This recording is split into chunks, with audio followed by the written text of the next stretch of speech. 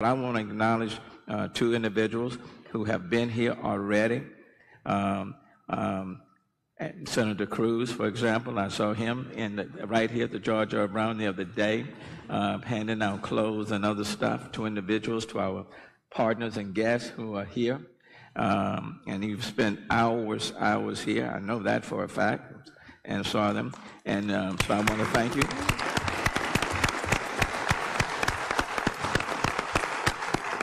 And I want to acknowledge Congresswoman Sheila Jackson Lee, who has been here several days from morning through the day, all over this district, going through the water. And if you will, I'm going to invite them, you would come forth just to make some brief remarks. Because the reality is that we're going to need our federal partners, just like we've needed each other locally.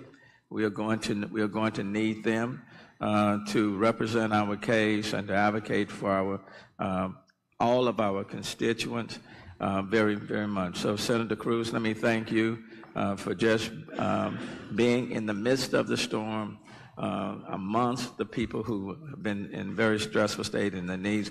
You would like to, please, feel free. Well, Mayor, thank you very much. It's a privilege to be here. I just wanted to come and say thank you to everyone here. This has been an extraordinarily trying time for our city. We love the city of Houston. And this storm has been a 500-year storm. The city is hurting. And yet every one of us has seen day by day, hour by hour, minute by minute, extraordinary examples of heroism. I want to thank you, Mayor, for your strong leadership. I want to thank each of the council members for your strong leadership. Chief Acevedo, Chief Pena, thank you. I mean, our police officers and firefighters and EMS, first responders, risking their lives over and over again. And we've had Coast Guardsmen, National Guardsmen, and just thousands of Texans, of men and women just answering the call and getting in a boat and saving their neighbors, saving their brother or sister. And it has been extraordinary. We've seen leaders, business leaders, just opening up their businesses, whether gallery furniture. I visited with a woman downstairs who was rescued from her neighborhood in a gallery furniture truck. And we're seeing Houstonians come together.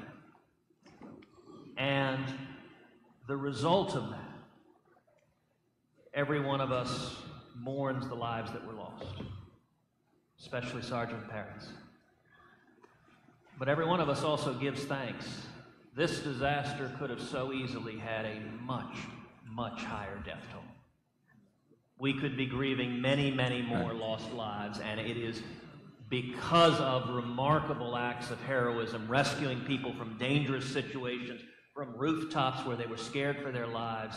You know, here at the George R. Brown Convention Center, over and over again, I hear from people who've lost everything. And in tears, they just say, thank God I'm alive. Thank God my kids are alive. The possessions we can replace. But it is due to the incredible work of this city. Houston has demonstrated this past week, this is a city of heroes. And I am proud to be a Houstonian. I'm proud to be with you, and I'm proud of the job the city has done and the incredible coordination we've seen between the city and the county and the state and the federal government. It's so easy for different levels of government to bicker and fight and not talk and not coordinate. And in this time of crisis, we saw those assets working together in harmony. That's a remarkable thing, and it's a testament to the incredible public service. You know, on other days, there might be issues that divide us. But today, we're all Houstonians. Today, we're all Texans, and we're standing together, and this city is stronger. We will be starting the process of recovery. Recovery is going to take weeks and months and even years. But we'll do it together, united. Congress will be there. The Texas congressional delegation will be leading the efforts in Congress. We have the commitments from the President, the administration, that the federal government will be here for Houston, will be here for the Gulf Coast. And we will stand as one. And every one of us, even as we have our friends to the east in Beaumont and Port Arthur that are experiencing this storm, it is a wonderful thing in Houston to wake up this morning and see blue skies. It's been a long time since we've seen blue skies. and we will rebuild, we will be stronger, and I just want to thank the incredible public servants that are gathered here today and united and standing as one. Thank you, Senator. Congresswoman Sheila Jackson-Lee. There's a lot of love in this room, and as I saw the emotion of my friend, Congresswoman Stardick, I am at that point, and I'm going to try to contain myself. If I had known that the mayor would give me this privilege, I would have dressed up.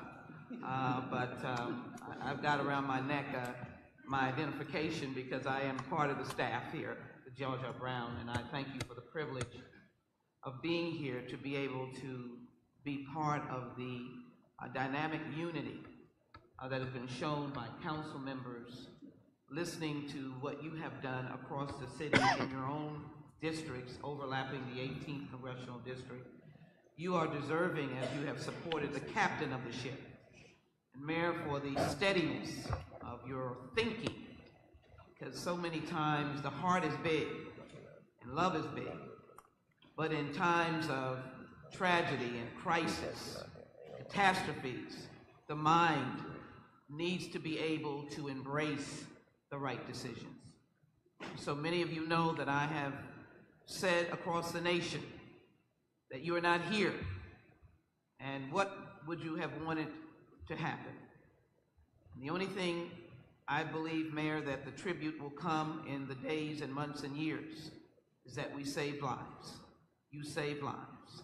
And you did it because firefighters were not eating or getting their medicine, police officers were not eating or getting their medicine, nor were they at home pulling out rugs and furniture and taking care of the dogs and cats and moms and dads and children. They were out. I saw that. And I had I don't know how to say it, the right to join them on getting 60 people out of a church. And it was firefighters and police officers. And let me thank the United States Army Museum who brought their equipment out, old military equipment that did work. Please don't, it did work. And those firefighters hauled them down, and we went and got these people. These are the kinds of episodes that happened in this catastrophic event. So I want to, one, say that the federal government is the umbrella on a rainy day. We didn't have rain, we had a monsoon. And nobody could understand what we're facing. So let me again thank Houston, let me thank the brand of this great city. We have a brand, get it done. And everybody put it on the table to get it done. And I want to thank the United States Coast Guard who are working today as we speak. The Texas National Guard, there are 12,000 of them here. A Marine unit that just came in that is going to continue to do some final sweeps. We have an HEB cooking truck.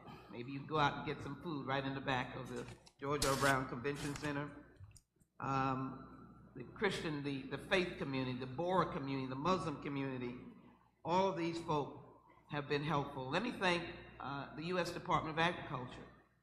You may have just heard that they're going to waive the provisions and allow our children to have, any child in HISD, 3 meals a day for the entire school year.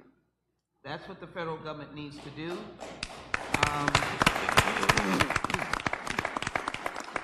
And with the senator's leadership, Senator Cornyn, and I'm so glad he said the Texas delegation, you've had an unblemished record in dealing with FEMA and dealing with the money we've sent.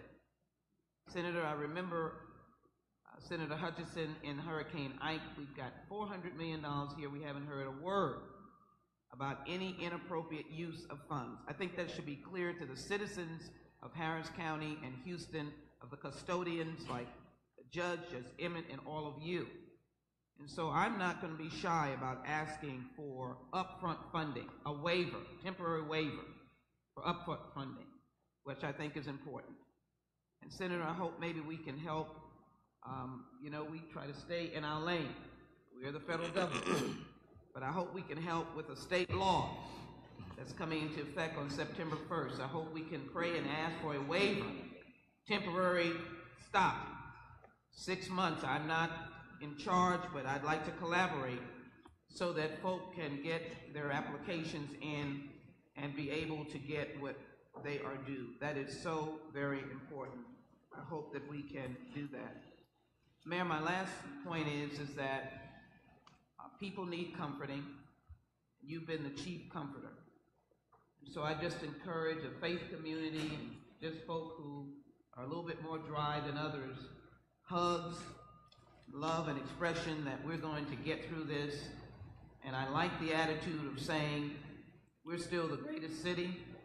We've got, you see that I'm one of the new recruits on the Rockets. I play basketball better than I play football or baseball. So we just need to make sure that we give that love and that comfort. And as we try to make it back, I don't know whether we're hooking it on a private plane, but I guess they'll open it up for us, Senator, for us to get back to Washington. We'll be able to do this. I have one point to say. I want to emphasize what the senator did. This is what the senator said. This is a bipartisan effort. I've gotten calls from across the country from Republicans and Democrats. I want to thank the Democratic leadership for their calls. But I think it's important, I'm in the House, to note that Speaker Ryan has called. He's called me. I think the one point that he said that I want to make sure we all know, that there will not be one light of difference. We'll have some talking points, I'm sure, but one light of difference on getting the funding that we need here in this area. So if you will continue to keep us all in prayer in whatever way you honor your faith or your beliefs, I think we're going to, let me just turn that around. Yep. We're going to get through it. Thank you so very much. May I Thank just you. say, as I always do, God bless all of you. God bless the United States of America. Thank you very much.